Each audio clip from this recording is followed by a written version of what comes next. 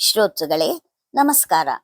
ವಿಕ್ರಮಾದಿತ್ಯನ ಸಿಂಹಾಸನ ಪುತ್ಥಳಿ ಕಥೆಗಳು ಮಾಲಿಕೆಯಲ್ಲಿ ಈ ದಿನ 22ನೆಯ ಗೊಂಬೆ ಹೇಳಿದ ಕಥೆಯನ್ನ ಕೇಳೋಣ.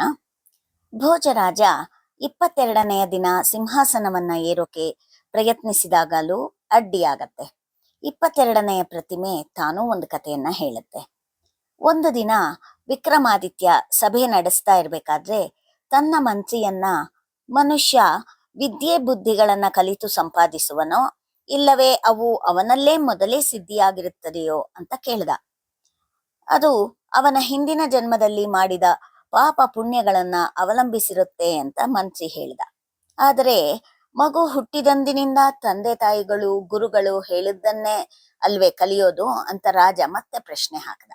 ಅದಕ್ಕೆ ಮಂತ್ರಿ ಆದರೂ ಅದು ಪೂರ್ವಜನ್ಮದ ಸುಕೃತವೇ ಅಂತ ಹೇಳ್ದ.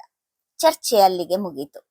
ರಾಜ ವಿಕ್ರಮಾದಿತ್ಯನು ನಗರದಿಂದ ಆಚೆಗಿನ ಕಾಡಿನಲ್ಲಿ ಒಂದು ದೊಡ್ಡ ಅರಮನೆಯನ್ನ ಕಟ್ಟಿಸ್ದ. ಅಲ್ಲಿ ಕೆಲವು ಕಿವುಡು ಮೂಕರಾಗಿದ್ದ ದಾದಿಗಳನ್ನ ನೇಮಿಸಿದ.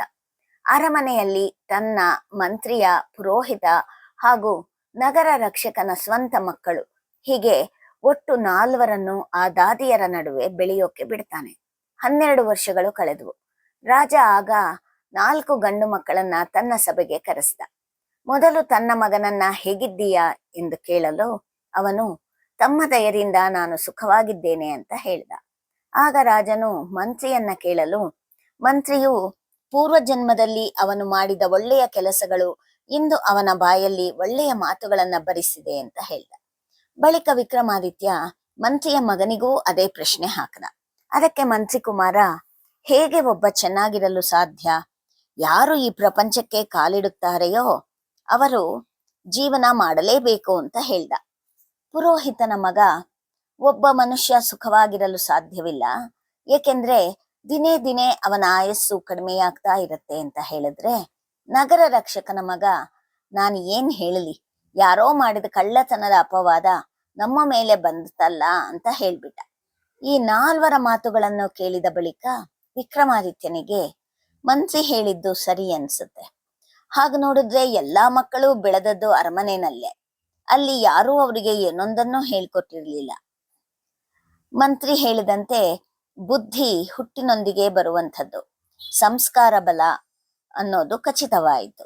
ರಾಜನು ಮಂತ್ರಿಯನ್ನು ನಗರವೊಂದರ ರಾಜ್ಯಪಾಲನನ್ನಾಗಿ ನೇಮಿಸಿ ಗೌರವಿಸ್ತಾನೆ. ಕತೆ ಹೇಳಿದ ಪ್ರತಿಮೆಯು ಭೋಜರಾಜ ವಿಕ್ರಮಾದಿತ್ಯ ಶೂರನೂ ವೀರನೂ ಬಲಿಷ್ಠನೂ ಆಗಿದ್ದ, ಆದರೆ ಎಂದೂ ಕಠಿಣವಾಗಿ ನಡೆದುಕೊಳ್ಳಿಲ್ಲ. ಇದೇ ಅವನ ಅರಿವಿಗೆ ಸಾಕ್ಷಿ. ನೀನೂ ವಿಕ್ರಮಾದಿತ್ಯನಂತೆ ಚತುರನೂ ಬುದ್ಧಿಶಾಲಿಯೂ ಆಗಿದ್ದರೆ ಹೋಗು ಸಿಂಹಾಸನದಲ್ಲಿ ಕುಳಿತುಕೋ ಅಂತ ಹೇಳಿ ತನ್ನ ಸ್ಥಾನದಲ್ಲಿ ನಿಂತುಕೊಳ್ಳುತ್ತೆ. ಶ್ರೋತೃಗಳೇ, ಕೇಳಿದ್ರಿ ಅಲ್ವಾ ಪುತ್ಥಳಿ ಹೇಳಿದ 22ನೆಯ ಕಥೆಯನ್ನ. ಮತ್ತೆ ಮುಂದಿನ ಸಂಚಿಕೆಯಲ್ಲಿ ಮತ್ತೊಂದು ಕಥೆಯೊಡನೆ ನಿಮ್ಮನ್ನು ಭೇಟಿ ಮಾಡುತ್ತೇನೆ. ಧನ್ಯವಾದಗಳು.